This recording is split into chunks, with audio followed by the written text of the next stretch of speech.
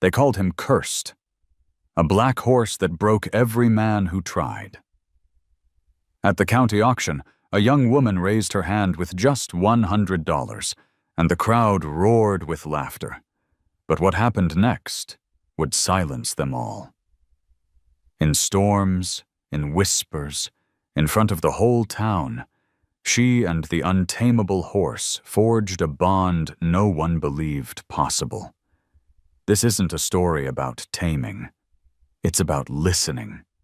The morning fog lay heavy across Gallatin County Fairgrounds, turning the outlines of barns and fences into vague shapes, as if the whole town had been drawn in charcoal. The auctioneer's voice cracked through the loudspeakers, rough as sandpaper, bouncing across the damp air. Boots scuffed the dirt, spurs clinked, and the smell of hay and manure lingered, mixed with fried dough from a vendor stand already open for business. It was a county fair morning like many others, but the crowd was restless, their eyes all fixed on the black horse at the edge of the pen. Cole. That was the name someone had given him, though in the catalog he was simply Lot 42, no guarantees. He was tall, scarred along the chest, eyes pale like smoke in the morning light. A rope halter bit into his head, taut with strain. Every time he pulled, the boards groaned, and the two handlers tightened their grip, muttering curses. People whispered as if speaking too loud might provoke him. "That's the one that broke a gate clean off last winter. He threw Sam Perkins straight into the fence. Not worth the trouble. Dangerous stock." Laughter rippled when the handlers nearly lost him again. Someone spit in the dust. Another crossed himself, muttering words about bad luck. In Montana, horses were meant to be useful. Rope horses, barrel racers, ranch partners. A horse that couldn't be handled was no better than dead weight, a liability. And yet, Cole stood there like a storm contained, his chest rising, his nostrils flaring, but his eyes steady and unblinking, as if he were staring through the crowd rather than at them. The auctioneer slammed the gavel for order. "Lot 42, black gelding, untamable, no guarantee. Who'll start me at 2,000? His voice boomed. A hand went up, more in jest than in sincerity. The bidding trickled, half-hearted, the numbers thrown like stones just for sport. 500, someone called from the back, earning a round of chuckles. 600, another answered, shaking his head. It wasn't serious. Nobody wanted Cole. And then, from the side of the crowd, a young woman raised her hand. She wasn't dressed like the ranch wives or the cowboys. She wore an old flannel shirt tucked into faded jeans, boots scuffed white from road dust, and a backpack that had seen better days. Her hair was tied back under a plain ball cap, her face almost hidden by the morning light. She looked too small for the pen she had just stepped into, too soft for the atmosphere thick with sweat and mockery. 100, she said. Her voice was quiet, but it carried. The crowd froze. The auctioneer blinked. 100? Yes. She didn't raise her tone. She didn't flinch. For a moment, silence draped the barn like an extra layer of fog. Then laughter erupted, hard, mocking, cruel. 100? That halter costs more than that. You want a coffin for cheap, sweetheart? The words hung in the air, each one a dart meant to drive her back into anonymity. But she didn't move. She kept her gaze on the horse. Cole had stopped pulling, stopped twisting his neck. He stood with his ears tilted forward, eyes locked on the girl. For the first time all morning, he didn't fight the rope. He just breathed, his chest rising, fog spilling from his nostrils like smoke from a coal fire. The auctioneer shrugged, amused. Rules are rules. Sold. Lot 42 to the young lady for $100. He slammed the gavel down, the sound cracking through the barn like thunder. The laughter swelled again, followed by applause that wasn't applause at all. It was derision, the kind of clapping that mocked rather than honored. Yet the girl didn't flinch. She walked through the parting crowd, her boots sinking into the dirt. The handler shoved the lead rope toward her, half expecting her to drop it and run. Her fingers closed around it, knuckles white for a moment, then easing. Cole's head lifted slightly, nostrils flaring. He didn't surge forward, didn't jerk the rope, didn't test her grip. Instead, he let the slack hang between them. A stillness passed through the barn, strange and unsettling, as if the two had agreed to something no one else understood. The girl turned, leading Cole out of the ring. The horse moved with her, not docile, not submissive, but not resisting either. The handlers watched with their mouths open. The crowd murmured. One man spat into the dirt and muttered, "Won't last a week." But Cole followed her into the fog, each step heavy with the sound of hooves on packed earth. And the girl, Riley Hart, kept her eyes forward, as if she had been waiting for this moment all her life. Behind them, the barn filled again with noise, but the silence between Riley and Cole lingered. A silence thicker than words, heavy with a question no one dared to ask. The diner sat at the corner of Main Street, a place where the neon sign buzzed even in daylight, and the smell of bacon grease clung to the curtains. Riley pushed open the glass door, the bell chiming above her head. She slipped into a booth by the window, the cracked red vinyl squeaking beneath her weight. The waitress, a woman with tired eyes and a name tag that read Sue, poured her coffee without asking. Riley stirred it absently, watching the cream swirl like clouds breaking apart in a storm. Outside, pickups rattled down the road, their exhaust fading into the thin autumn air. Around her, the conversation was the same low hum it had been every morning for years. Cattle prices. The weather rolling off the Rockies, the rodeo coming up next weekend. But today, there was a new note, a story carried in whispers and chuckles, about a girl who bought a wild horse for $100. The words floated across booths and bar stools like smoke. She'll regret it. Doesn't know what she's in for. Riley kept her gaze down, tracing the rim of her mug. She wasn't here to defend herself. She had learned long ago that explanations rarely changed minds. The pie came out, purple with huckleberries, crust flaking like dry leaves. Riley cut it carefully, chewing as though each bite were a ritual to keep her hands steady. From the corner of her eye, she caught the reflection in the glass. Cole, tethered outside to a rail, head lowered, ears swiveling at every sound of traffic. He looked too big for the street, too dark for the bright painted signs. People passing by stopped to stare, some shaking their heads, others pulling their kids closer. Cole didn't move, didn't test the rope, just stood there with his pale eyes fixed on the horizon. A man in a cowboy hat slid into the opposite booth, uninvited. His belt buckle gleamed, and the smell of leather and tobacco clung to him. "You're the girl," he said, voice flat. Riley didn't answer. He leaned forward. "That horse? He's not a project, he's a death sentence. Folks around here know better. You'd be smart to cut your losses." He tapped the table for emphasis, leaving a circle of dust on the formica.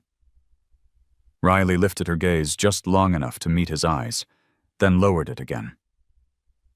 "He's not yours," she said softly.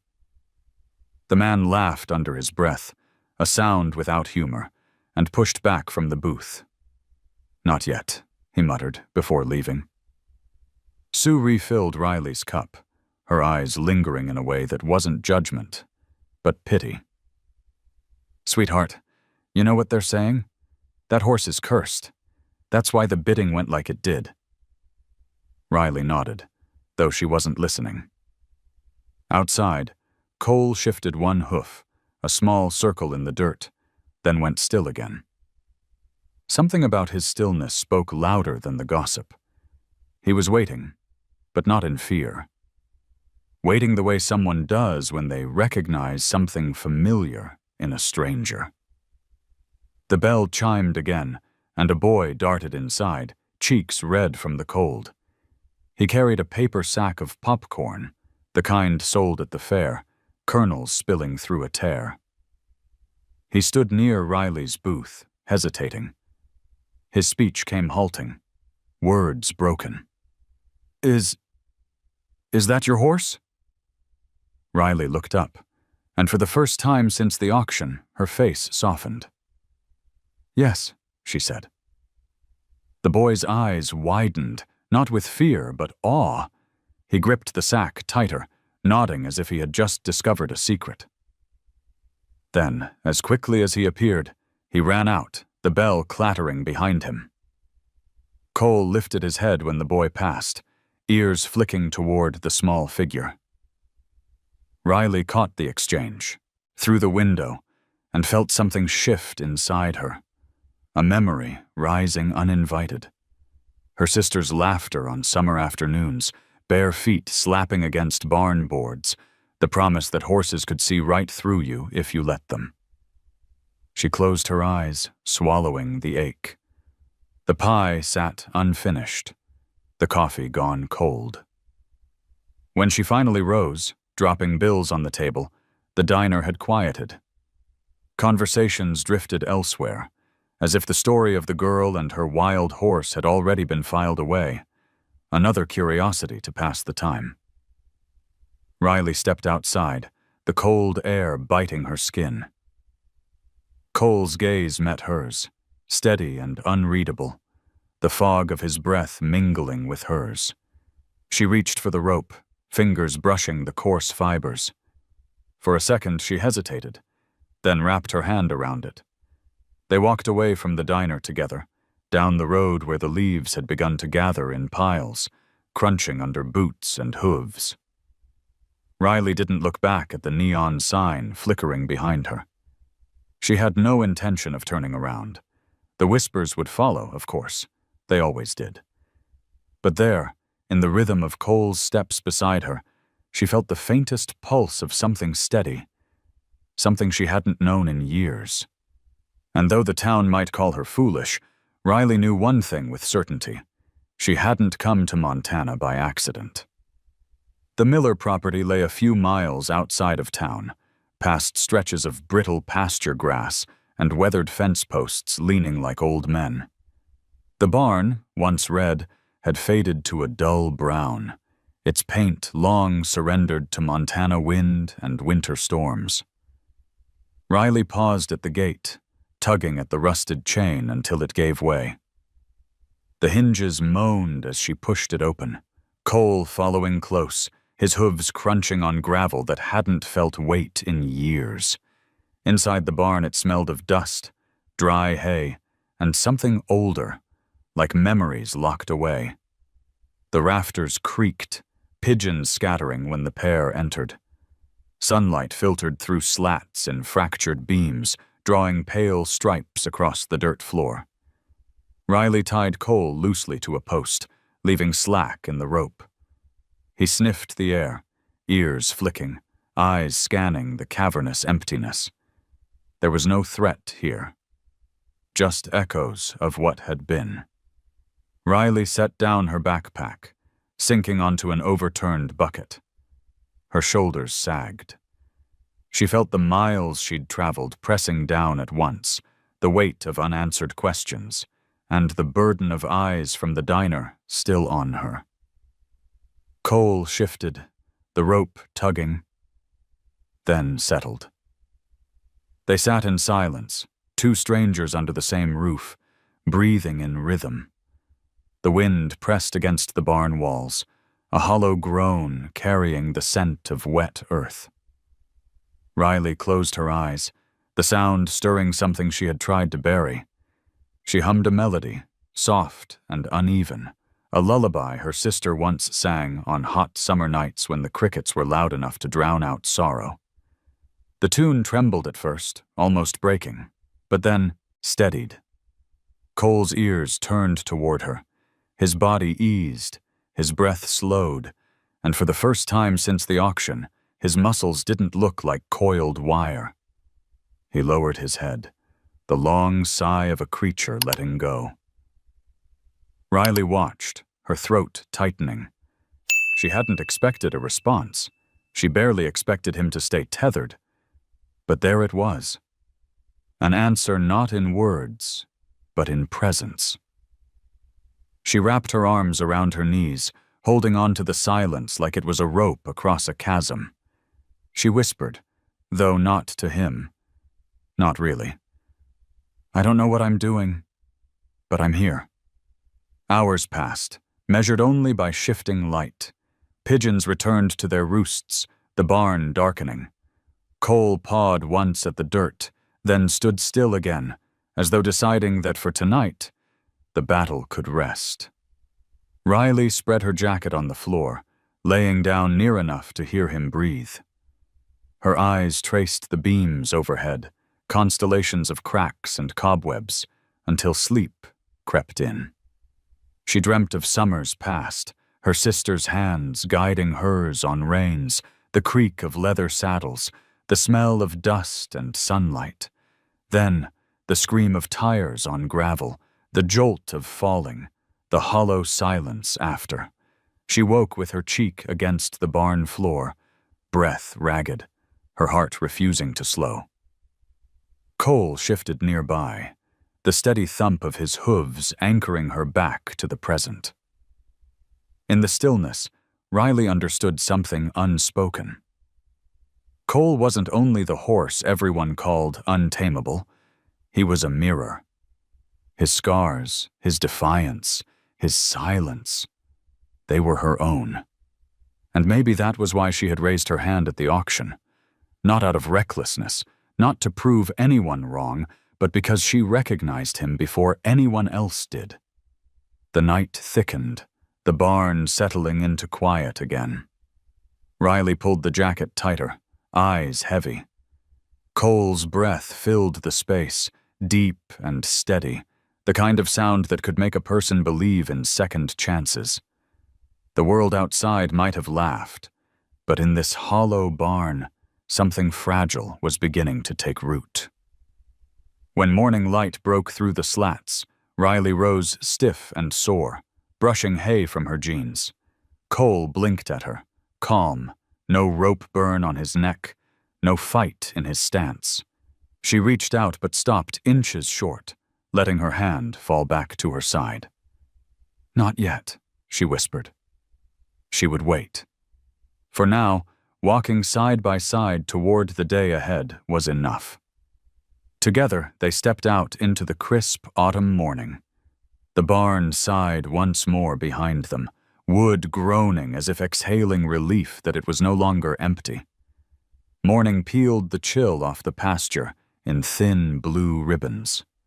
Frost clung to the grass like the last polite guest at a long party, reluctant to go. Riley walked the fence line with a hammer and a pocket of nails, tapping the loose boards one by one.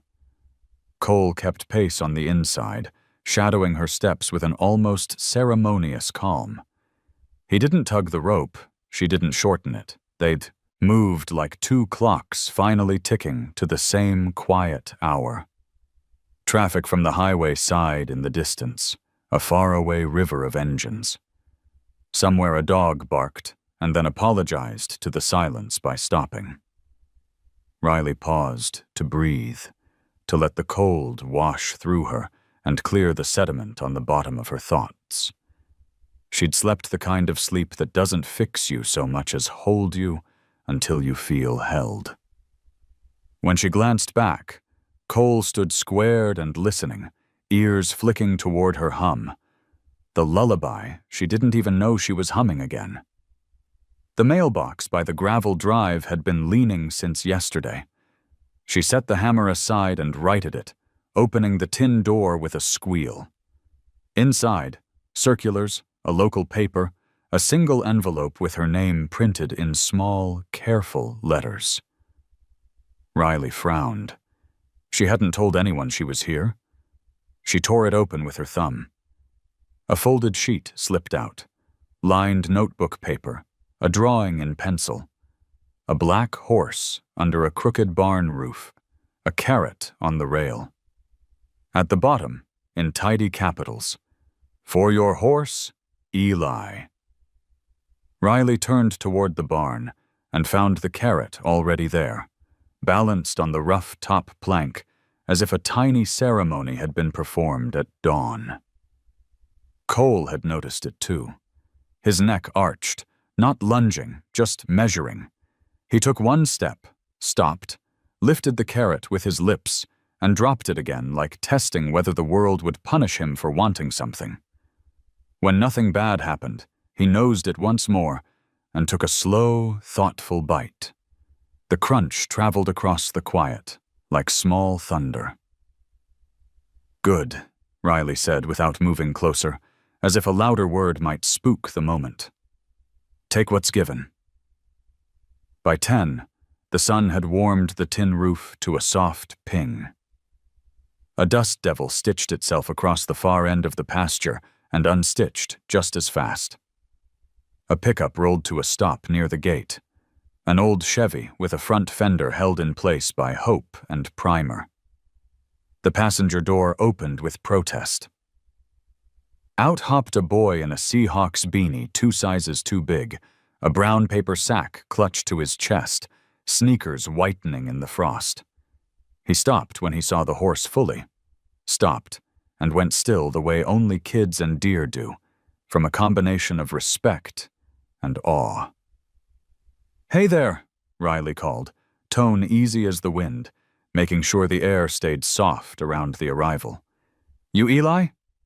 He nodded, then swallowed, and the word came slow, careful, like he'd sanded off its sharp edges. I didn't mean to. Maybe I should." "It's okay," she said. "You drew this." His face tipped toward a grin that didn't quite know how to be confident yet. Yes, I saw him. At the fair. I sell popcorn sometimes. People said he was bad, but he looked like he was just trying to stand still." Riley felt the sentence climb into her and sit down beside the ache she thought she'd left in another state. She walked to the rail, kept her hands where Cole could see them, and set her spine against the post so she was part of the fence. "That's a good way to say it," she answered. "Sometimes standing still is brave." Eli stepped closer in increments, as if he were measuring the air between intention and consequence. "Can I? If you want, you can put the carrot on the rail again," she said. "Let him decide." The boy moved with a box turtle's caution. He placed the carrot and retreated one full step. Cole swung an ear, then the other. Riley watched the horse's breathing, how the ribs widened and narrowed like tide. He approached with a single, deliberate step, lifted the carrot, and chewed, eyes half closed, as if listening to the crunch from somewhere inside his skull. When he finished, he blinked at Eli as though that were the whole language. "I saw the gift. I took it. I know you were here." Eli let out a breath he might have been holding since birth. I didn't think he'd take it." "Me neither," Riley said, and they both laughed, the kind that ruffles a day into brightness. From the porch, Hank Miller waved with 2 fingers and went back to the repair manual splayed across his knees. He'd come out earlier with coffee and advice Riley hadn't asked for, the way some men hand you a wrench and a story at the same time. The house behind him was a museum of lived-in. Photographs of a younger Hank, a woman with warm eyes, a dog with a head too large for its body. On the side table lay a stack of envelopes about property taxes, insurance renewals, a flyer offering to refinance at low mortgage rates. Hank had tapped the stack with a sigh and said only, "World don't care if you're tired, but it'll sometimes let you rest." The line had stuck to Riley's ribs. "Is he yours?" Eli asked now, not out of legal curiosity, but out of a child's holiness around belonging. "He's his," Riley said, then added, "We're working on something." Eli nodded like he'd expected that answer all along. From the sack, he produced a small notebook and a stub of pencil chewed to the shape of worry. "Can I sit and draw if I don't bother him?" "You can," Riley said. "Staying quiet is its own kind of help." He settled cross-legged by the fence, tongue peeking out the corner of his mouth in concentration. The pencil whispered over paper. Every few minutes, he glanced up to catch the angle of Cole's shoulder, the set of his jaw, the way the forelock fell like a curtain over one eye. Cole, as if understanding that being seen and being watched are different verbs, drifted closer to the rail, not enough to touch, just enough to be near.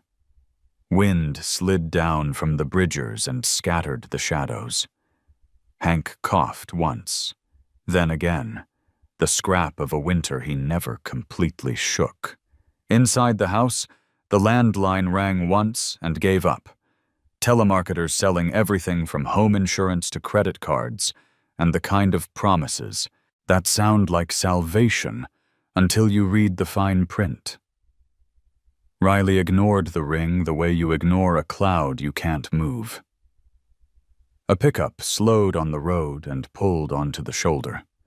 Riley knew the outline before the door opened.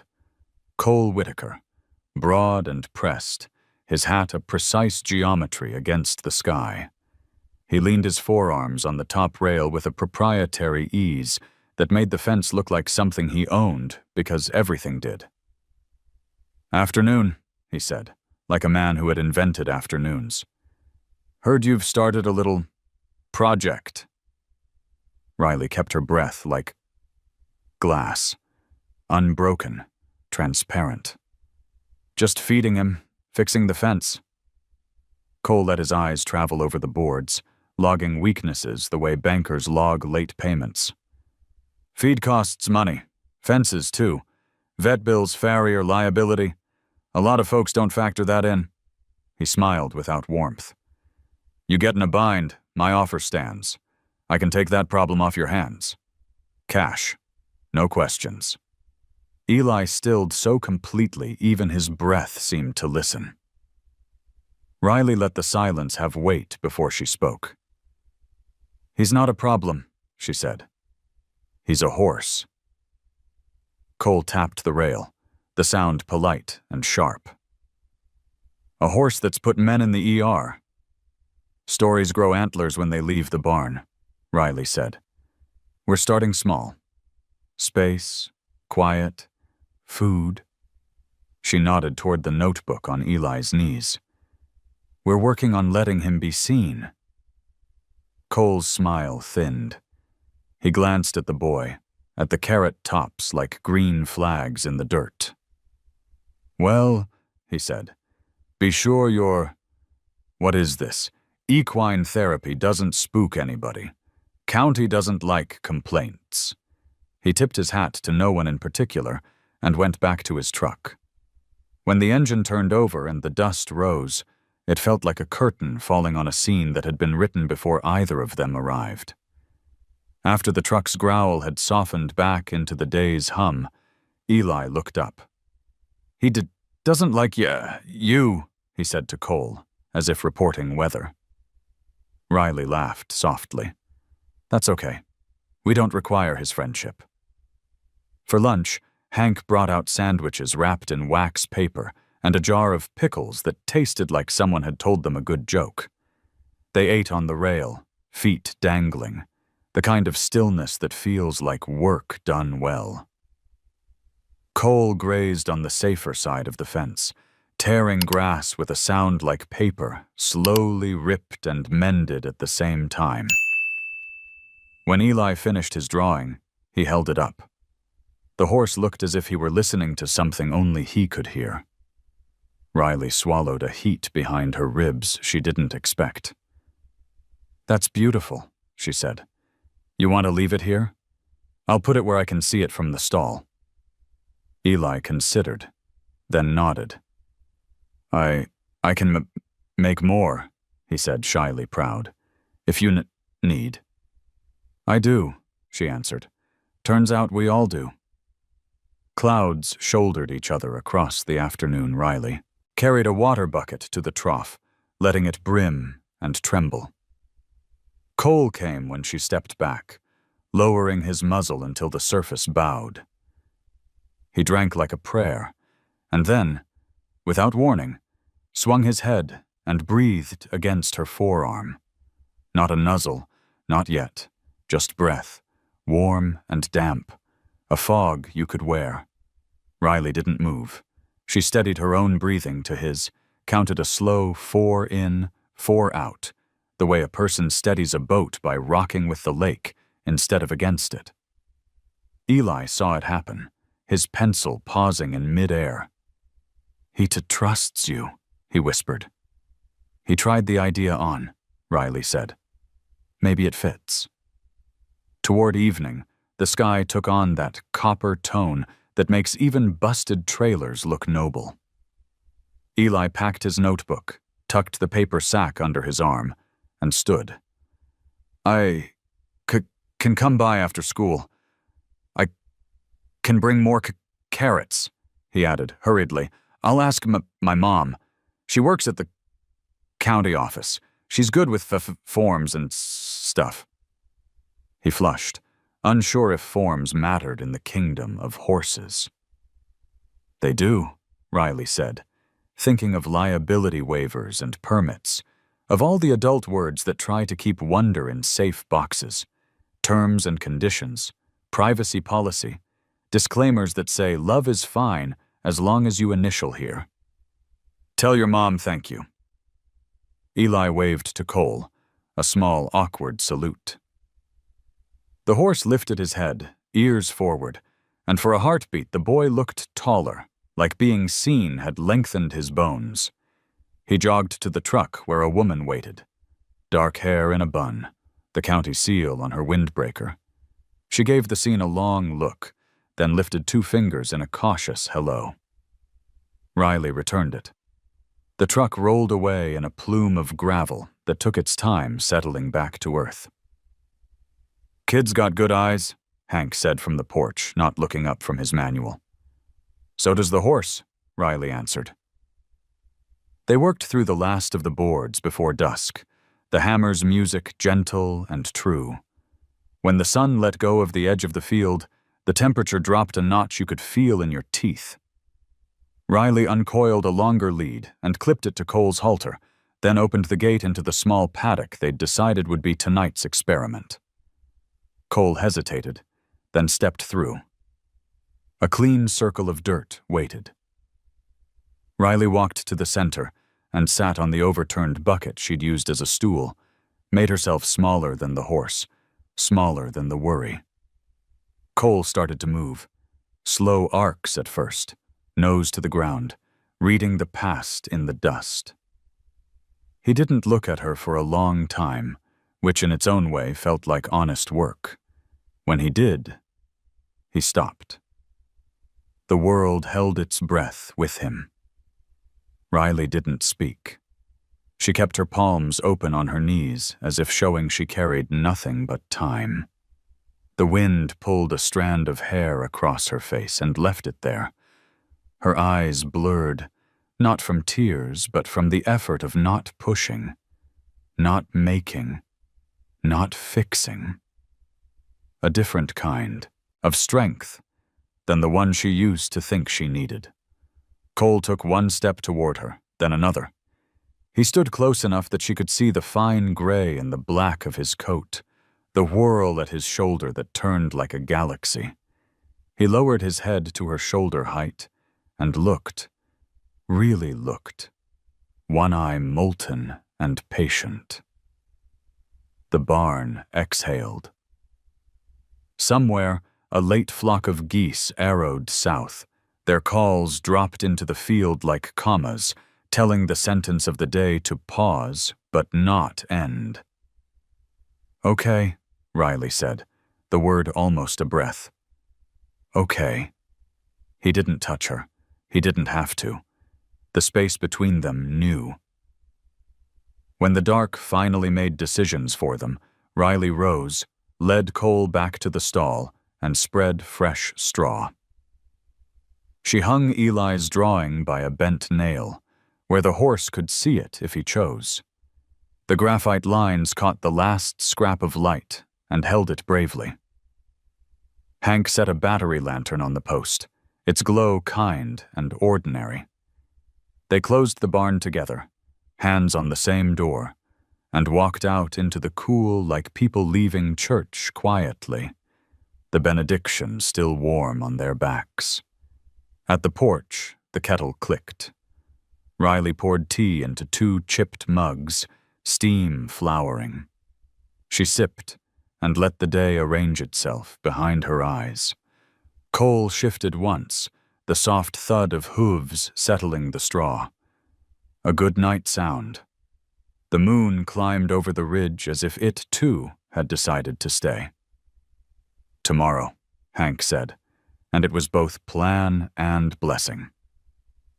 "Tomorrow," Riley agreed, and beneath the word was something steadier than hope, something like a promise made to the hush. The next afternoon carried a sharpness that hinted winter was already waiting behind the hills. The sky was washed pale, the kind of color that makes even the strongest barns look tired.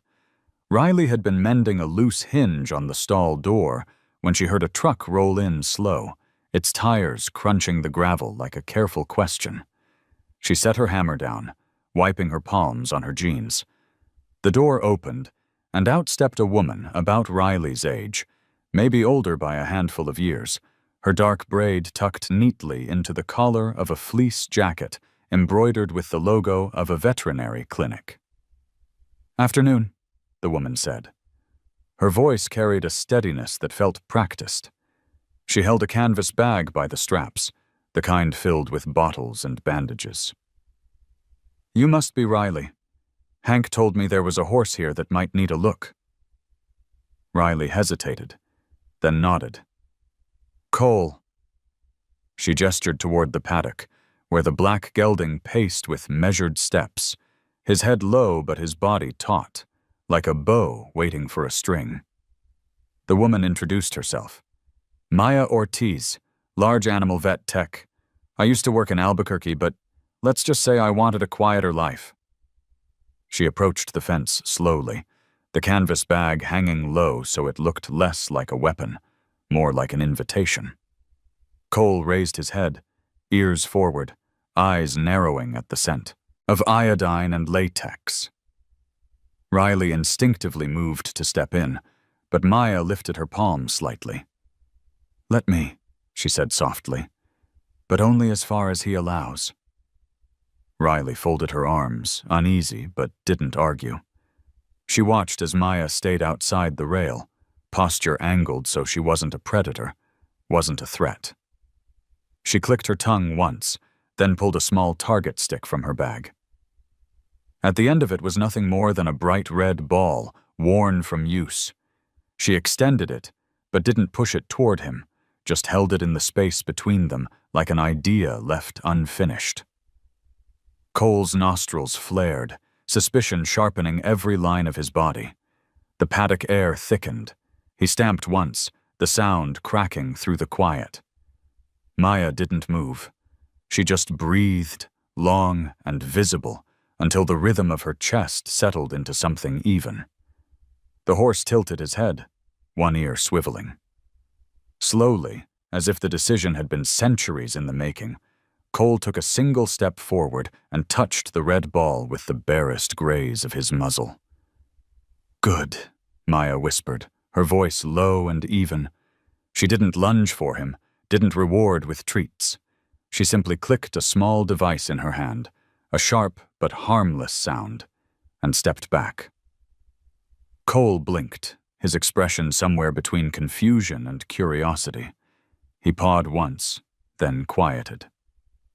Riley let out a breath she hadn't realized she was holding. "How'd you do that?" "Not me," Maya answered, still keeping her voice soft. "Him. He chose curiosity over fear, for half a second. That's all I asked for." They repeated it once more, the ball offered, the touch given, the click marking it like a note on a sheet of music. No more, no less. Cole walked away after, but his body no longer bristled as it had before. Maya gathered the stick, tucked it back into her bag, and leaned against the fence. "He's not broken," Maya said. "He's not wild either. He's just waiting for someone to stop trying to win and start trying to listen." The words landed heavy in Riley's chest. She thought of her sister, how she'd insisted that every horse could be made to bend with enough repetition. Riley had followed, believed, and one night on a gravel road it had all snapped. She pressed her hand to the fence, grounding herself against the wood.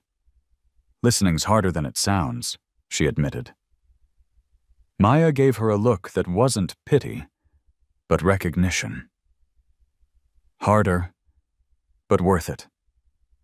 She glanced at Cole, who now stood with his head over the water trough, breathing in steam rising from his own reflection.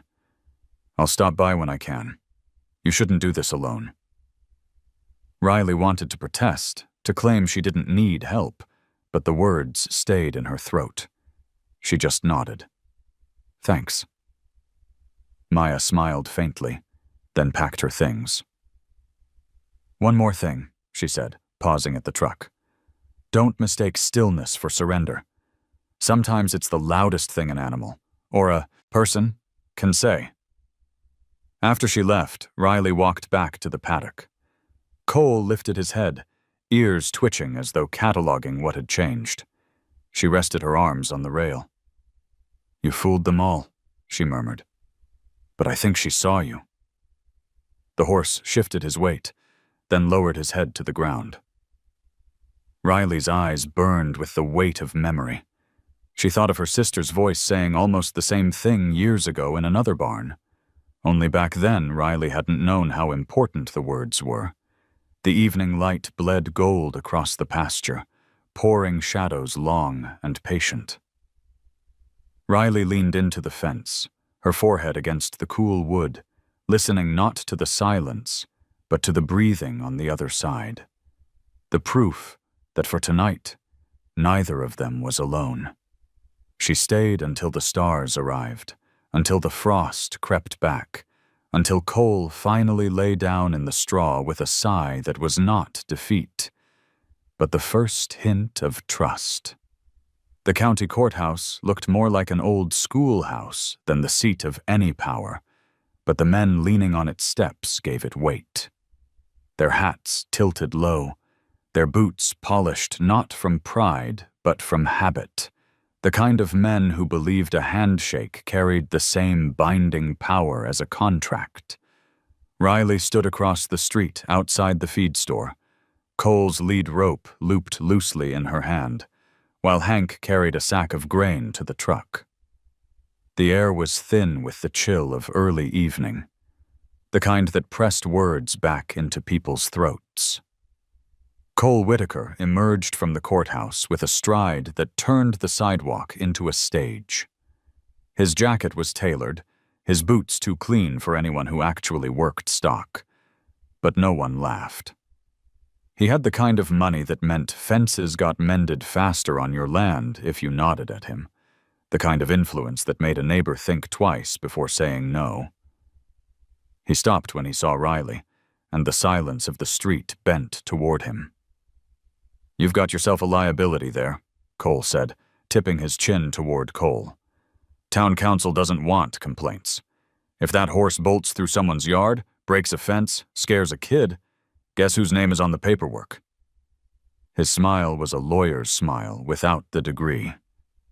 Riley tightened her grip on the rope, but kept her voice level. He's not running loose. He's fed, watered, and behind a fence. Until he isn't, Cole replied, pulling a folded paper from his pocket. He held it out as if it were scripture. County Code, Section 8. Livestock that pose a public danger can be seized.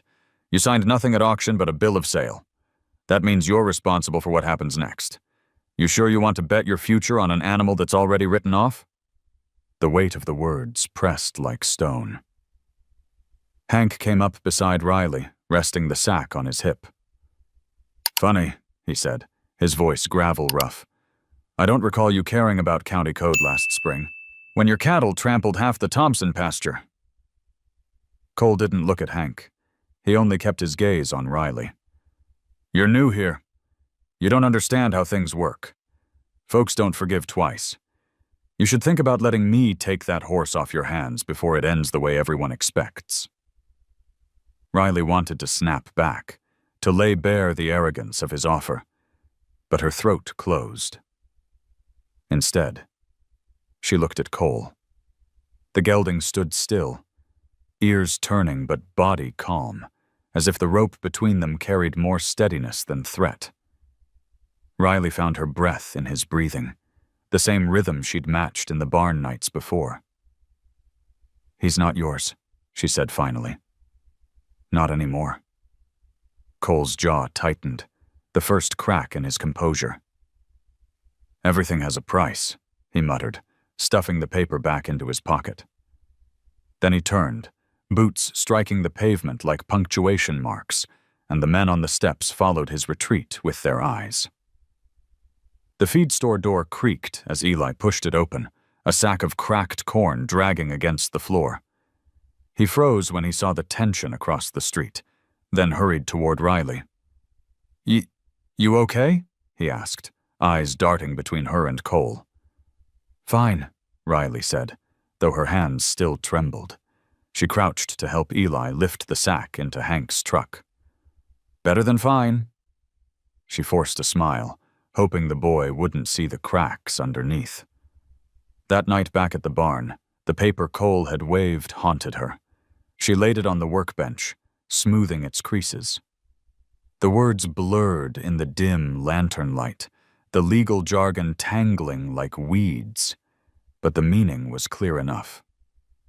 Cole could make trouble if he wanted to. The county might listen. The law wasn't built for people like her. Cole shifted in the stall, a restless weight against the boards. Riley walked over, resting her forehead against the wood. They think you're danger, she whispered. Maybe they're right. Maybe I am too. She stayed like that until her breath stopped shaking. When she finally stepped back, Cole pressed his nose through the slats, the warmth brushing her sleeve. It was nothing more than breath, but it felt like a vow. Riley closed her eyes and let it steady her. She returned to the workbench, picked up the paper, and folded it clean. Not to surrender, but to remind herself, the law of the range wasn't written only in ink. It lived in every fence mended, every meal shared, every neighbor who decided not to look away. Cole had his codes and his threats, but Riley had something he didn't. A horse that hadn't walked away when he had the chance. And maybe, she thought, that was law enough.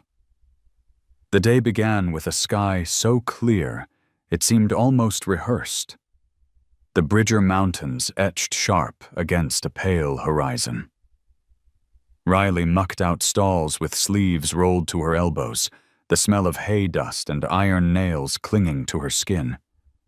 Cole watched her from the paddock, ears pricking, every time the wheelbarrow squeaked. A quiet sentinel in the chill.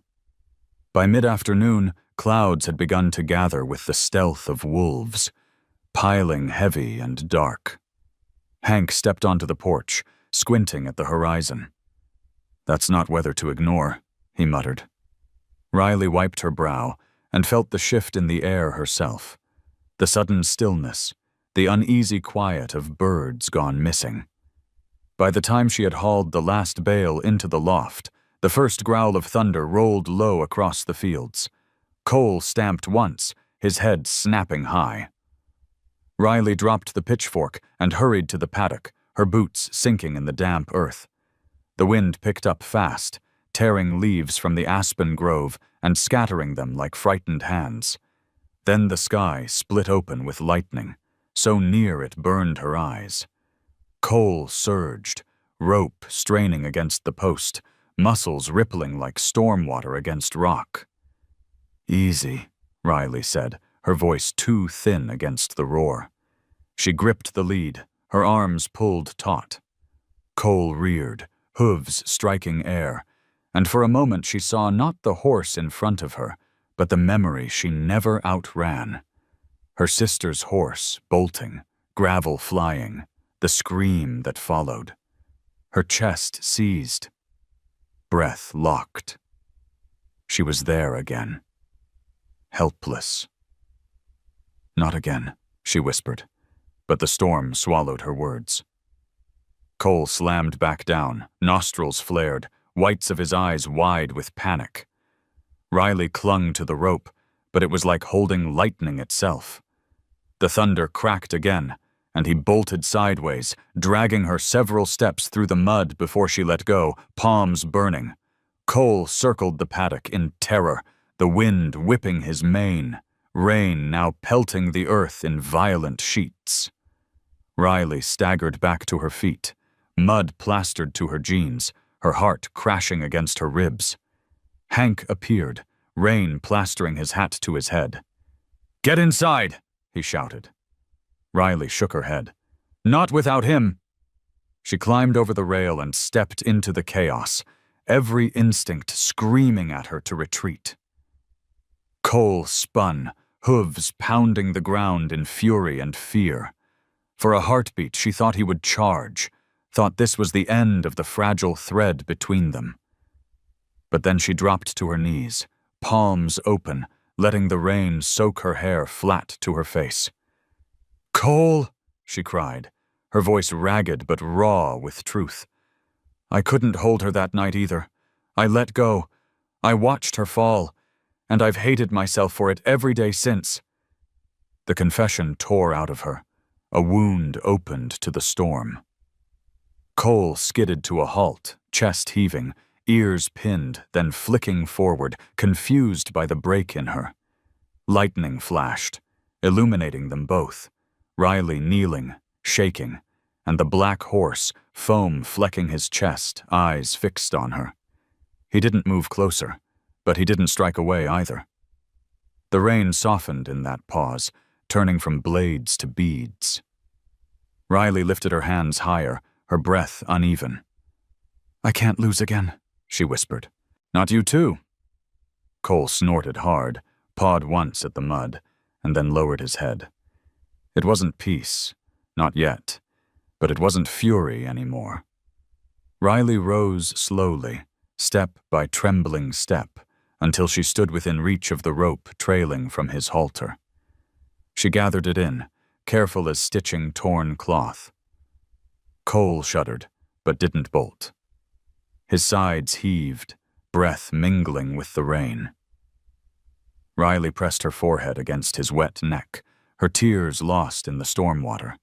Together they stood until the thunder passed deeper into the mountains. The lightning grew distant, the rain easing to a tired drizzle. Hank leaned on the rail, watching silently, the brim of his hat dripping steady. Riley's body shook with exhaustion, her clothes plastered, but Cole's breathing finally slowed against her shoulder. When they made their way back to the barn, she draped a blanket across his soaked back and rubbed the water from his neck. Cole closed his eyes, leaning almost imperceptibly into the pressure of her hands. She whispered again, softer now. "We'll start over. both of us. Outside, the storm left the land washed clean, every fence post glistening, the soil dark as fresh ink. Riley sank onto a bale, hands throbbing from rope burns, her chest still heavy from memory, but lighter too, as if speaking the truth out loud had unknotted something she had carried too long.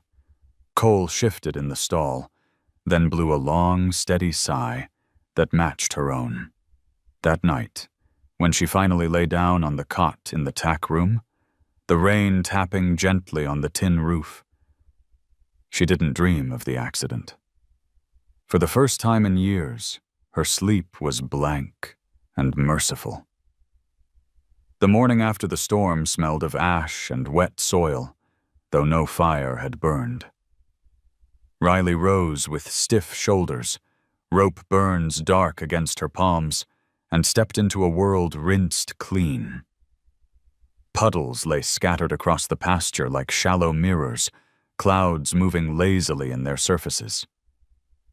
Cole stood near the fence, his coat damp but shining, tail swishing slow and deliberate.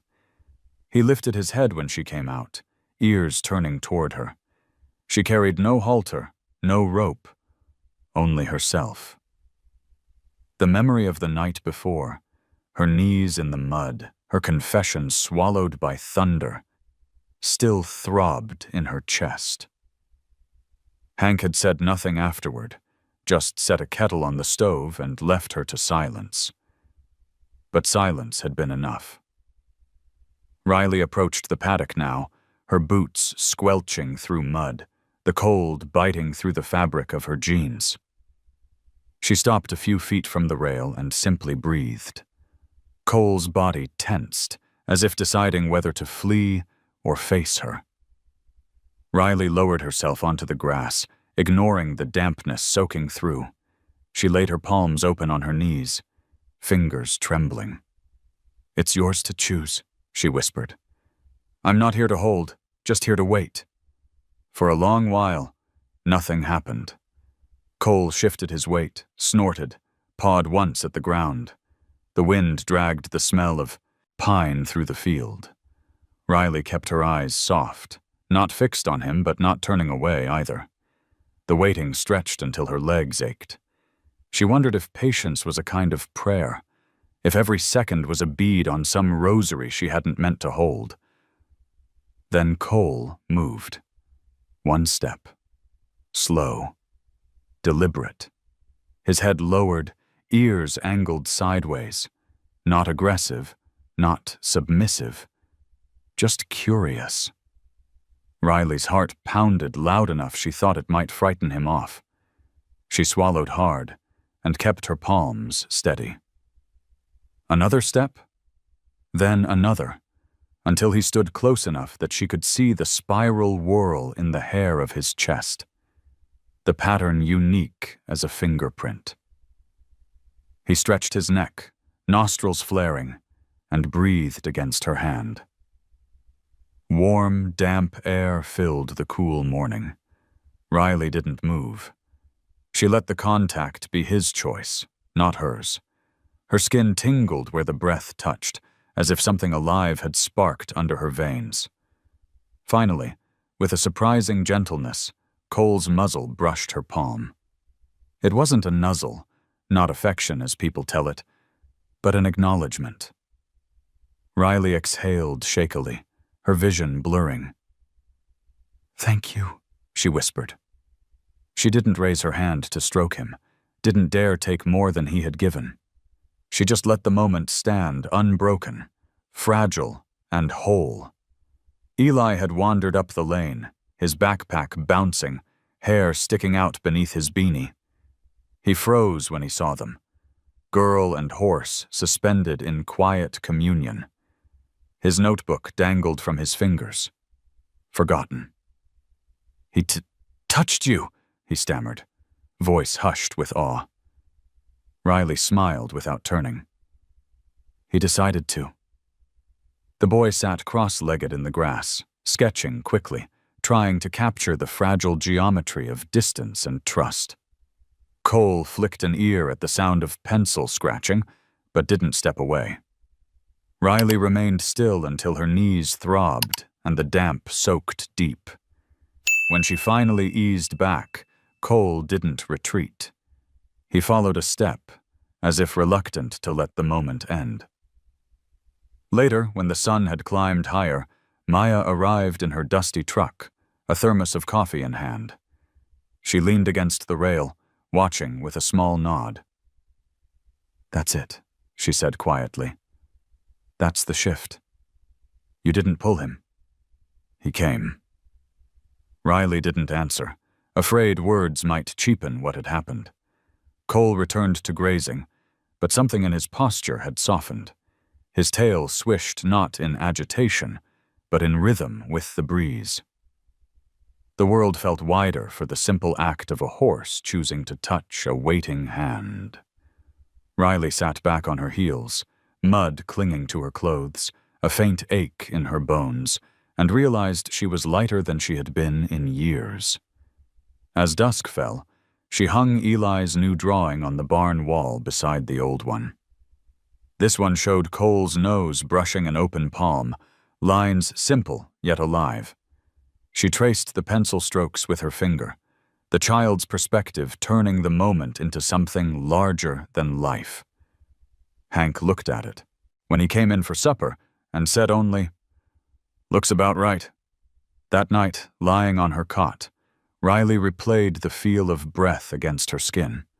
She thought of her sister again, but this time not with the sting of loss.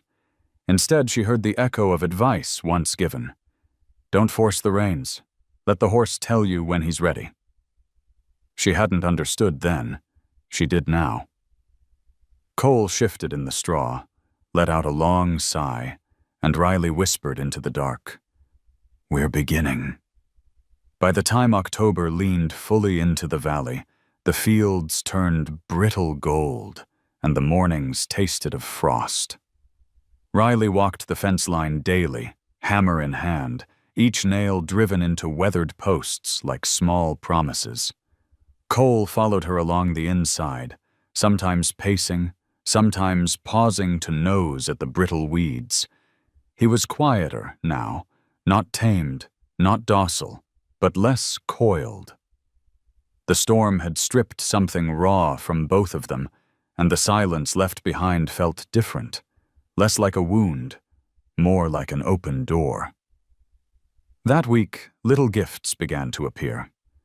At first, Riley thought they were accidents, a folded feed sack leaning against the gate, half a bale of hay left near the porch.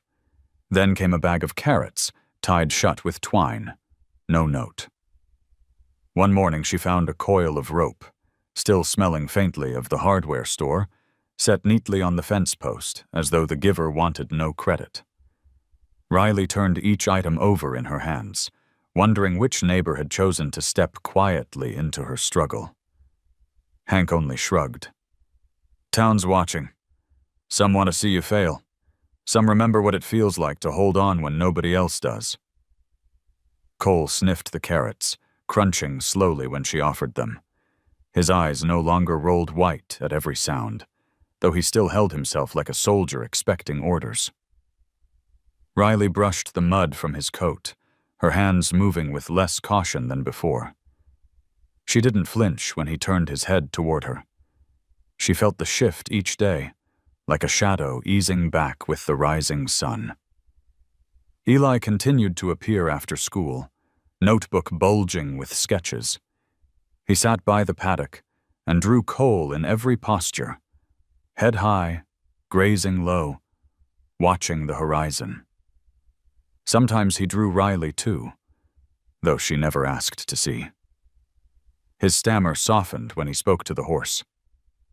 "You're getting softer," he said one afternoon, pressing the words through clenched teeth until they came smooth. Riley, tightening a board nearby, felt tears sting, but didn't let them fall.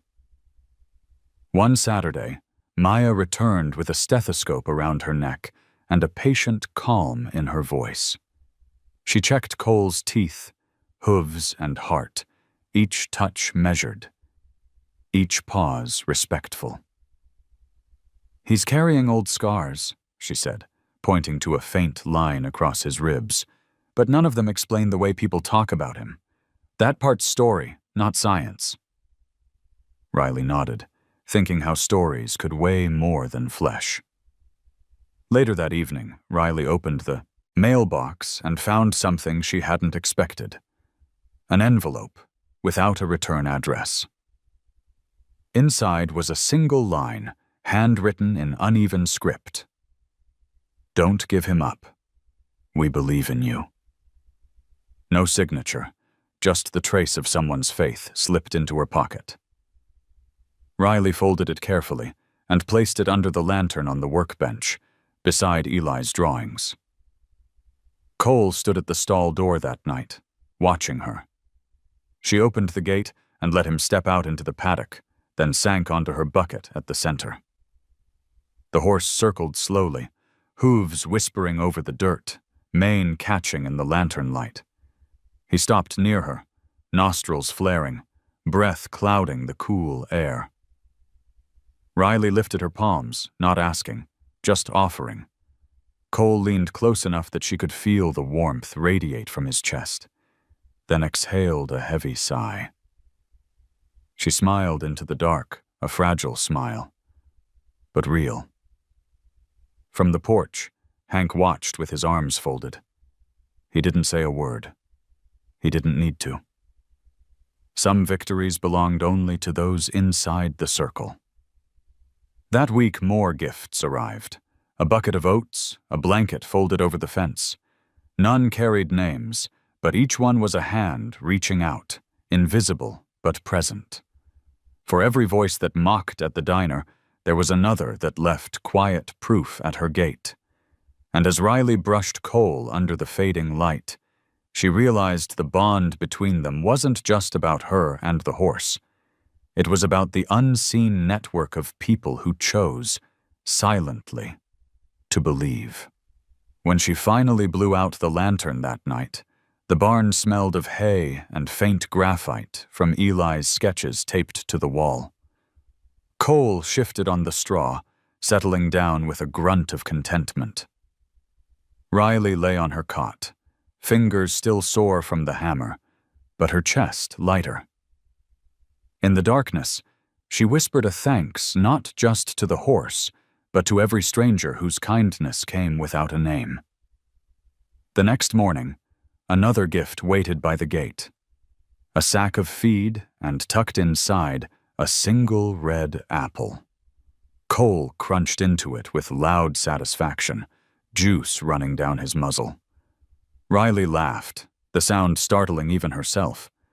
For the first time in years, the laughter didn't feel borrowed. It was hers. The rodeo grounds smelled of fried onions, leather polish, and dust that hadn't settled in 100 years. Flags snapped in the wind, and children ran between the bleachers with paper cones of cotton candy, their laughter climbing above the loudspeaker. Riley stood behind the panels of the round pen, hands clammy despite the cold. Cole shifted beside her, the lead rope trailing loose. His ears twitched at every clang of metal, every cheer rising from the arena. He wasn't panicked, but he wasn't calm either. His breath pushed out in hot clouds, each exhale a question. She hadn't wanted to come. Hank had argued for it, saying people needed to see more than gossip. Maya had agreed, insisting that even one quiet demonstration could shift a town's story. Eli had begged, his notebook clutched to his chest, promising to draw every moment so Cole wouldn't be forgotten. And so here she was, boots sinking in churned dirt, her pulse louder than the announcer's drawl.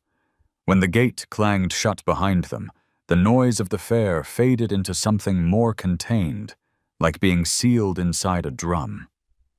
Cole tossed his head once, testing the space. Riley unclipped the rope and stepped back, her palms open, her heart hammering. The crowd hushed in surprise.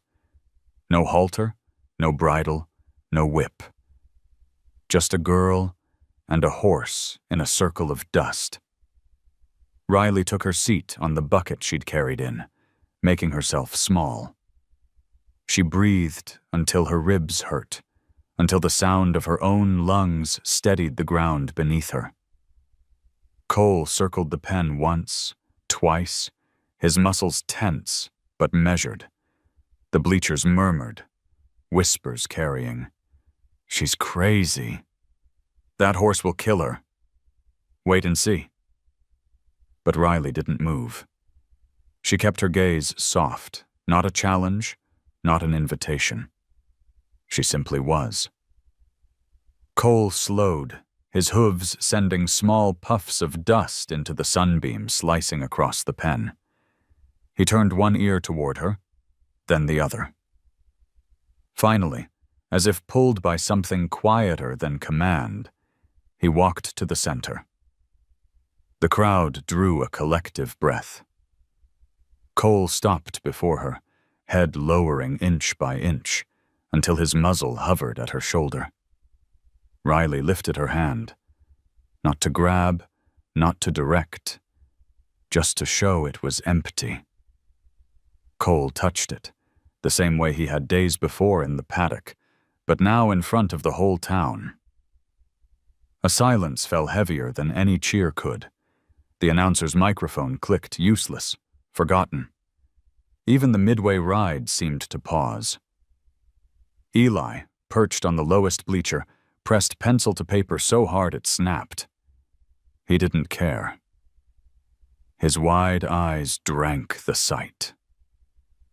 Hank stood at the rail, his hat low but his grin unmistakable. Maya folded her arms, the smallest nod affirming that the choice had been Cole's all along.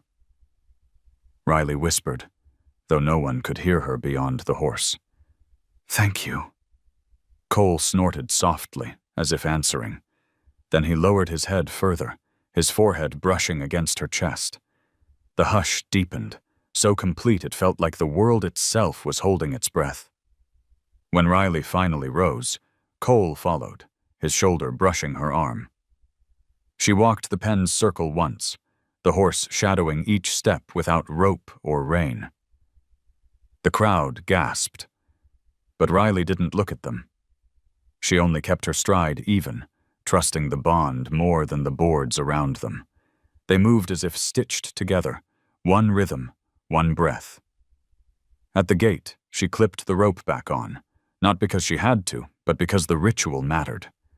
She led Cole out, her body trembling but her face calm. The silence behind them held for a long moment, then broke into scattered applause. Not loud, not wild, but uneasy, like people weren't sure what they had witnessed. Cole Whitaker stood near the chute, arms crossed, jaw tight. His polished boots were coated in dust now, and he didn't smile. He looked less like a rancher and more like a man watching a story slip out of his control back at the trailer. Riley rubbed Cole's neck, her hand steady despite the tremor in her chest. "We did it," she whispered. Cole blew out a heavy breath, the sound carrying the weight of 1,000 doubts leaving. As the sun slid behind the grandstand and the fair lights flickered on, Riley sat on the wheel well of Hank's truck, her boots dangling, her body aching from stillness more than effort. She looked at Cole standing quietly in the fading light, and for the first time, she believed this wasn't just survival anymore. It was the beginning of something larger, something that reached beyond her own scars. The town didn't cheer like they did for bronc riders or barrel racers, but they had seen. And sometimes, seeing was enough to begin. The week after the rodeo, the valley shifted into that restless pause between autumn and winter. The air carried both sharpness and sweetness, wood smoke from nearby cabins, damp leaves crushed into the earth. Riley led Cole out to the open ground beyond Hank's pasture, a field that stretched toward the bridgers in rippling shades of gold and gray. The soil was cracked from summer heat, but softened by recent rains, releasing the mineral scent of dust waking underwater. She hadn't planned to ride him, not in any official way, not with saddles or reins. The very thought knotted her chest. But since the rodeo, something had changed, not only in the way Cole moved beside her, but in the way people looked at them. Strangers who once laughed now paused, unsure whether to jeer or to nod. Riley felt the shift in her own body, too, a lightness under the scars. She wanted to test it, not for the crowd, not for Cole, but for herself. The field was quiet except for the soft clap of boots and hooves. Riley walked a slow circle, letting Cole mirror her stride. When she stopped, he stopped. When she turned, he pivoted. The simplicity of it pulled tears into her eyes. "You're here," she murmured. "You're really here." A fine mist began to fall, the kind of rain that doesn't drench but lingers like breath on skin. It dampened Riley's hair, beading on Cole's dark coat until he gleamed. She reached up, fingers trembling, and rested her palm on the broad plane of his shoulder. He didn't flinch. He stood like a wall of warmth in the drizzle, his head lowered, eyes half closed.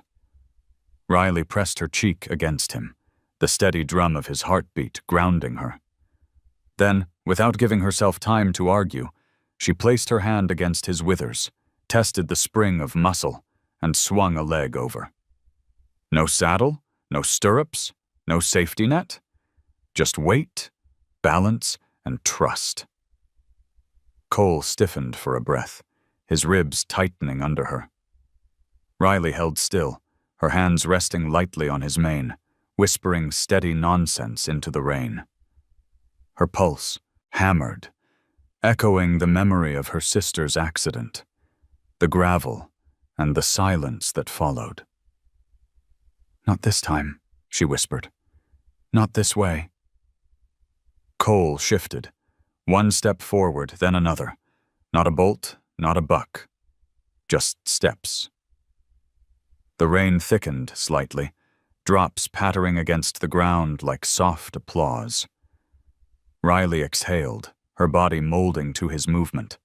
For the first time since childhood, she felt what it meant to ride without fear, not because she had conquered him, but because he had let her stay. The drizzle blurred the horizon, turning the world into watercolor. Riley tilted her face upward, rain mingling with tears she didn't bother to wipe.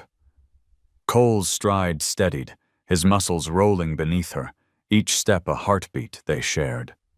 She closed her eyes and let the rhythm carry her. When she finally slid down, her boots landing soft in the wet grass, Cole turned his head and huffed against her chest. Riley laughed through her tears, a raw sound, half relief, half disbelief. She pressed her forehead to his, whispering, "You gave me back something I thought was gone." From the edge of the field, Eli had been watching, rain soaking his beanie flat against his head. He clutched his notebook under his jacket to shield the pages, his eyes wide. "You rode him?" he stammered when Riley walked back. "Just for a little while," she admitted. "Enough." Maya arrived later, her truck tires spitting mud, headlights slicing the mist. She didn't scold, didn't warn. She only handed Riley a towel and said, "You both look lighter." Hank, on the porch, lit his pipe and shook his head, though his grin betrayed pride. That evening, Riley dried Cole's coat with a rough blanket, rubbing warmth back into his skin. He leaned into the pressure, tail flicking lazily. She taped Eli's newest sketch, her astride the black horse, rain slanting around them, beside the others on the barn wall. The paper curled slightly in the damp, but the image glowed in the lantern light. When Riley lay down that night, the smell of rain still clung to her hair, and for the first time in years, she dreamed not of falling, but of flying low across a field, a black mane whipping against her cheek. The first frost came heavy that week, silvering the fields until they looked forged from steel. Riley woke to see her breath plume in the tack room, the kettle slow to boil on Hank's old stove. Cole's coat had grown thicker, his body adjusting to the season, but his eyes remained sharp, restless in their own way. The valley was quiet, the kind of quiet that feels fragile, as though one wrong sound could shatter it. It was broken by the crunch of tires. A black pickup pulled into the yard, its chrome grille catching the low sun like a sneer. Cole Whitaker stepped out, boots polished, hat angled, the smell of cologne sharp even in the crisp air. Two men followed him, silent, standing back with arms crossed. Cole walked forward as though the place belonged to him, as though every nail in Hank's barn had been hammered by his money. Riley came out, tugging her jacket tight. Cole raised his head over the paddock fence, ears pinning briefly before flicking forward again. Cole tipped his hat in mock courtesy. "You've done well," he said, his voice smooth, like a salesman practiced on courthouse steps. "Word spread. Folks say you even sat on him. Impressive." He paused, letting the silence stretch, then added, "But a showpiece like that shouldn't rot in an old barn. I'll take him off your hands, 10 times what you paid." He drew a checkbook from his pocket, the pen already uncapped. Riley's throat tightened, not from temptation but from anger. She could almost hear the mockery in the bleachers again, the laughter when she raised her hand at the auction. Now the same people whispered respect only because Cole had proven them wrong. But Cole didn't care about respect, only ownership.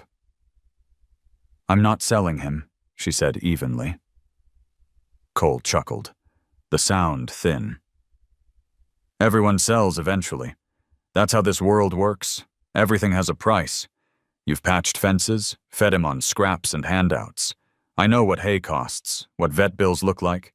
You think these gifts from neighbors will keep coming? People are fickle. Cash is steady." He wrote a figure on the check, the ink bold against the paper, and held it out. "This could buy you a roof, a truck that runs, maybe a life not chained to a liability." Riley didn't look at the paper. She looked at Cole. The horse's breath puffed in slow clouds, his eyes fixed not on Cole, but on her, as if waiting for her to decide what kind of person she would be. Riley's chest loosened, her choice as clear as the frost on the fence rails. "You're right," she said softly. Cole's smile widened. "Everything does have a price, but not this." She tore the check clean in half without even touching it, the sound of ripping paper loud in the frozen morning.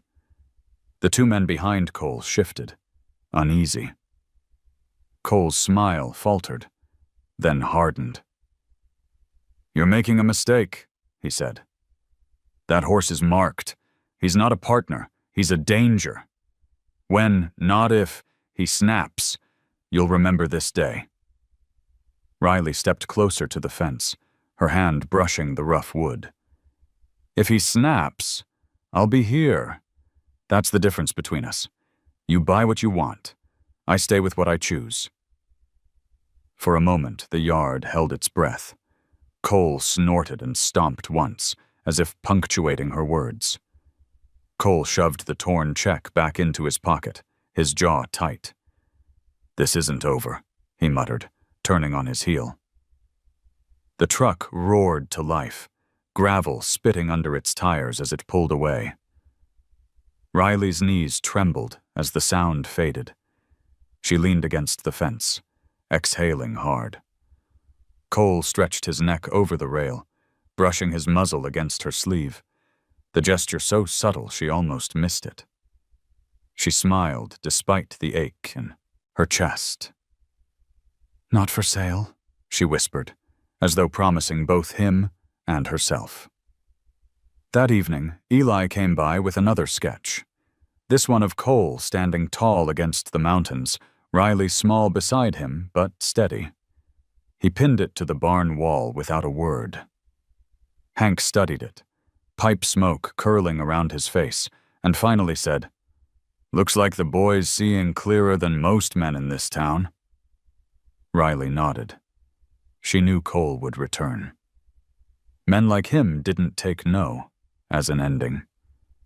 But tonight, with the barn lantern casting a warm glow on rough boards and Eli's drawing trembling in the draft, she felt something unshakable settle inside her.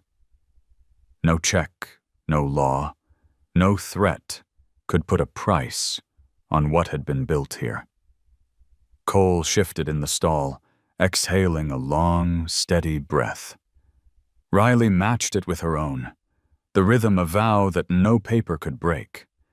The first snow fell soft, a dusting that didn't linger, but it left the world smelling sharper, cleaner. Riley stood in the yard with her breath fogging and her gloves stiff with cold. Cole grazed near the fence line, snowflakes melting on his black coat like fleeting stars.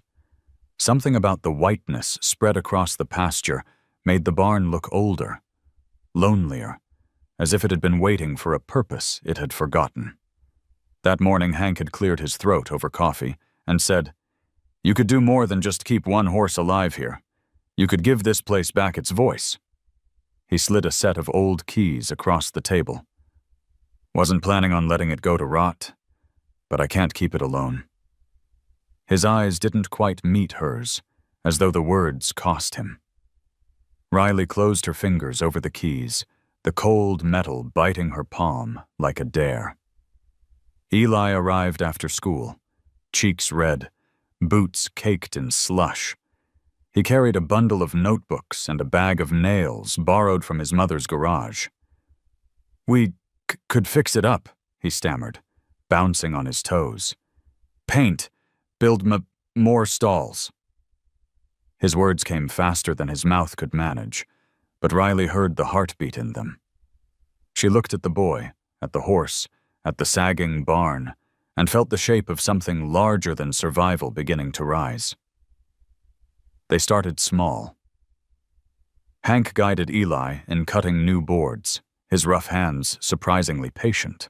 Maya brought ointments, brushes, even an old tack trunk she said no one at the clinic used anymore. Neighbors who had once only left anonymous gifts began appearing in daylight. Mrs. Donnelly from the diner sent pies and a stack of spare blankets. The widower from the feed store brought lumber in the back of his truck. They came not with speeches, but with tools, food, and silence that spoke louder than words.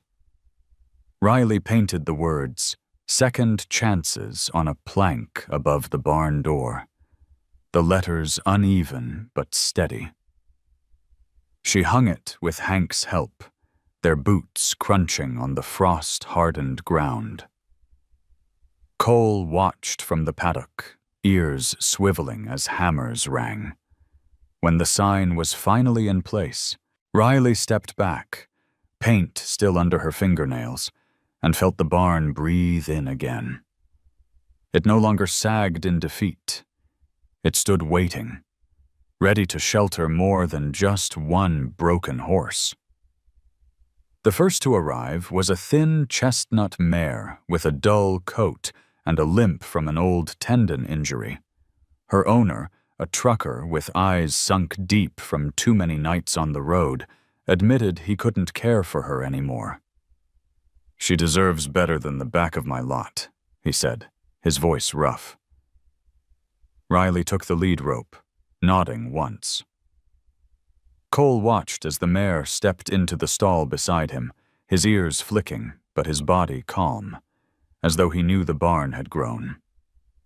More came, one with scars around its muzzle from a harsh bit, another with ribs showing like fence rails. Each horse carried its own story, each story stitched invisibly to Riley's. She didn't ask for details. She didn't need them. The way they walked, the way they flinched at sound or reached for a hand, told more truth than any words. Cole stood among them like a sentinel, neither dominant nor submissive, simply present. His steadiness seemed to anchor the others, as if his choice to stay gave them permission to try. Eli filled his notebooks with sketches, walls of graphite horses in every pose.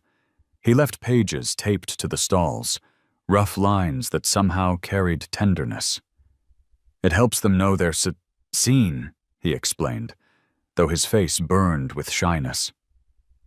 Riley tacked the drawings beside each nameplate, and soon the barn walls looked like a gallery of healing. At night, Riley lay on her cot, listening to the shuffle of hooves, the slow rhythm of horses settling. The barn smelled of hay and fresh pine boards, of leather polish and wood smoke drifting from Hank's stove. She whispered into the dark, "Second chances," and the words felt heavier than prayer, heavier than law. They were promise and defiance all at once. One evening, as snow fell steady and the lantern light glowed golden, Maya leaned against a stall door and said, "You've built more than a barn here, Riley. You've built a refuge. For them, for you, maybe even for the rest of us, who've been carrying things too long." Riley didn't answer. Her throat was too tight. She only reached out and brushed Cole's neck as he breathed warm against her shoulder. Outside, the valley lay hushed under snow, but inside the barn, life pulsed. Horses that had been discarded now chewed hay contentedly, their breath rising like smoke. A boy who once struggled to speak now hummed while he sketched. An old man who had thought his land was finished now found himself guiding hammer strokes again. And a girl who had carried grief like a chain found herself holding keys instead. Riley looked at Cole, his dark form steady among the others, and whispered, "We didn't just survive. We began." By late November, the Bridger Mountains wore crowns of snow, their slopes already shadowed by the long fingers of early dusk. The wind moved restless through the valley, carrying the scent of pine and wood smoke, rattling the tin roof of the new stalls Riley and Hank had built. The days were shorter, the work heavier, but the barn, second chances, was alive in a way the land hadn't seen in years. Horses shifted in their beds of straw, chewing hay with slow rhythm, their breath rising like steam from hidden springs. Riley worked until her hands cracked, until her shoulders ached from lifting water buckets and splitting wood. But tiredness didn't feel like defeat anymore. It felt like belonging. Each creak of the boards under her boots reminded her that the barn had been saved, repurposed not just for her, not just for Cole, but for a growing family of the unwanted and forgotten. She moved down the aisle, brushing the chestnut mare with the tendon scar, checking the ribs of a young bay gelding left thin by neglect. They lifted their heads toward her, not with fear now, but with the soft expectation that she would come back tomorrow. Cole stood at the far end, larger than the others, his black coat deep against the glow of lantern light. When Riley approached, he turned his head slowly, eyes steady, no longer filled with the fire of resistance, but with a quieter kind of strength. She laid her hand against his neck, the rough hair thickened for winter, and whispered, "Look what you started." He blinked, lowered his head, and pressed it gently against her shoulder in answer. Eli arrived after school most evenings, stomping his boots clean at the door, his cheeks ruddy with cold. He no longer hid his notebook, instead pinning sketches directly to the stall doors. His drawings had changed too. They weren't just portraits now, but scenes. The chestnut mare dozing, Hank and Riley hammering a new gate, Maya brushing mud from Cole's hooves. He drew the barn as it was, imperfect but whole, and in his lines the animals seemed to stand taller, as if the boy's pencil had given them back what the world had tried to take. Riley taped each sketch with care, the walls slowly transforming into a gallery of persistence. One Sunday, the town gathered for the potluck at the church hall. Riley hesitated at the doorway, still unused to so many eyes. Conversations quieted when she entered, plates paused mid-air. Then Mrs. Donnelly, flour still dusted on her apron, handed Riley a plate loaded with casserole and pie. "For you," she said, and the weight of those two words nearly buckled Riley's knees. Hank clapped her on the back, steering her toward a seat, and Eli grinned wide, crumbs already clinging to his lips. For the first time, Riley felt less like an intruder and more like someone the town had started to fold back into its fabric. That night, as the wind swept sharp and fast through the bridgers, Riley stepped outside the barn and pulled her coat tight. The stars above were brittle bright, the kind that made the world feel endless and close all at once. She listened to the muffled nickers of horses behind her, the shuffle of hooves against straw, the faint scratch of Eli's pencil as he finished another drawing by lantern glow. Cole's deep sigh carried through the boards, anchoring her to the present moment. The wind tugged at her hair, cold against her face, but inside her chest there was warmth, steady and unyielding. She thought of the girl who had walked into the auction yard with a backpack and $100, laughed at by strangers. That girl had been a stranger to herself, haunted by failure. Now she stood in front of a barn that breathed with second chances, not only for the horses, but for everyone who had chosen to believe again. As the gusts swept down from the mountains, rattling the eaves, Riley closed her eyes and whispered into the night, "We're still here." Cole answered with a soft rumble from the stall, his voice rolling low and certain, as if promising that tomorrow they would be here still, no matter what storms might come. Snow had begun to linger in the hollows by December, curling white around fence posts and gathering in the seams of the barn roof.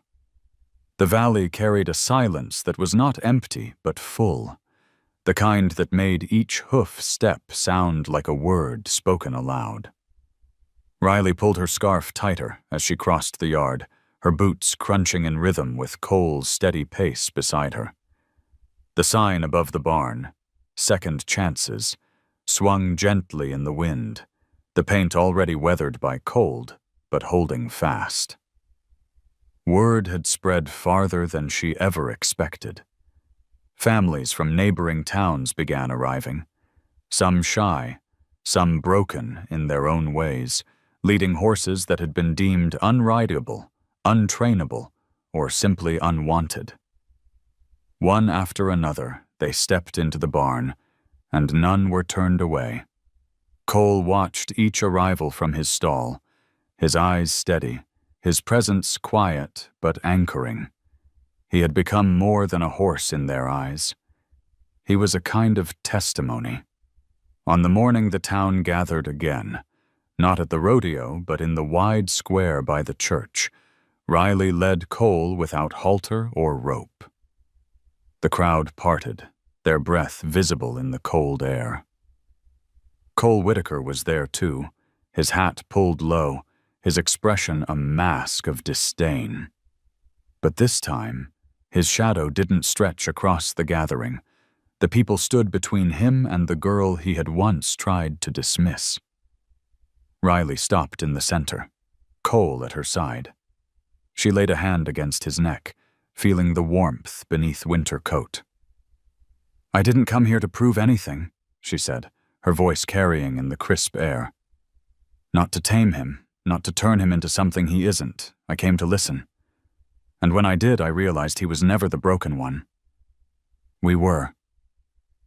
The words hung, caught by the silence. Children pressed closer to their parents. Men shifted their boots. Women folded arms against the cold. But no one turned away. Eli stepped forward, clutching one of his sketches, and pinned it to the old bulletin board. By the church door, Cole and Riley, side by side, no rope between them. A ripple passed through the crowd, not applause, not cheers, but a deeper acknowledgement. Cole lifted his head, eyes sweeping over the people, then lowered it until his muzzle brushed Riley's shoulder. She didn't move, didn't try to make it into a performance. She only closed her eyes and let the gesture speak for them both. The sound of his breath rolled through the square like a blessing. Cole shifted, muttered something under his breath, and walked away, his boots striking the frozen ground. No one followed. His power had been silence. Now that silence belonged elsewhere. When it was over, Riley led Cole back through the snow-dusted streets, past the diner where laughter had once mocked her, past the feed store where whispered bets had been placed. People didn't jeer this time. Some nodded. Others simply stood aside, letting her pass. It was enough. That evening, lanterns glowed warm in the barn as Riley spread hay for the new arrivals. Horses shifted in their stalls, tails swishing, the barn alive with the sound of chewing and the comfort of company. Eli taped another sketch to the wall. A whole barn filled with horses, Cole at the center, light radiating outward. Hank studied it, pipe smoke curling above his head. "Looks about right," he said, just as he had months before. Maya leaned against the stall door, her hands in her pockets. "You didn't tame him," she said quietly. Riley nodded. "I didn't have to." Later, after everyone had gone, Riley sat in the straw with Cole beside her. She leaned into his warmth, listening to the steady rhythm of his breathing. The barn creaked, snow slid from the roof, the world settled into the deep quiet of winter. She whispered into the dark, words meant as much for herself as for him. "You were never meant to be conquered. You were meant to be heard." Cole shifted, exhaled, and lowered his head until it rested briefly against her shoulder. It was not submission, not ownership, but recognition. And in that quiet moment, Riley felt the circle close. Not an ending, but the beginning of a life measured not in victories or losses, but in the simple, defiant act of listening. Outside, the Bridgers stood white against the night sky, the wind carrying only the softest sound through the valley. Inside, a girl and a horse breathed together. Untamed and unbroken, their silence louder than any applause. If this story touched your heart, let me know in the simplest way. Just drop a 0 or 1 in the comments, and I'll know you were here with us. Don't forget to subscribe, because the next stories will take you even deeper into the bond between people and horses. Moments of pain, hope, and healing you won't want to miss.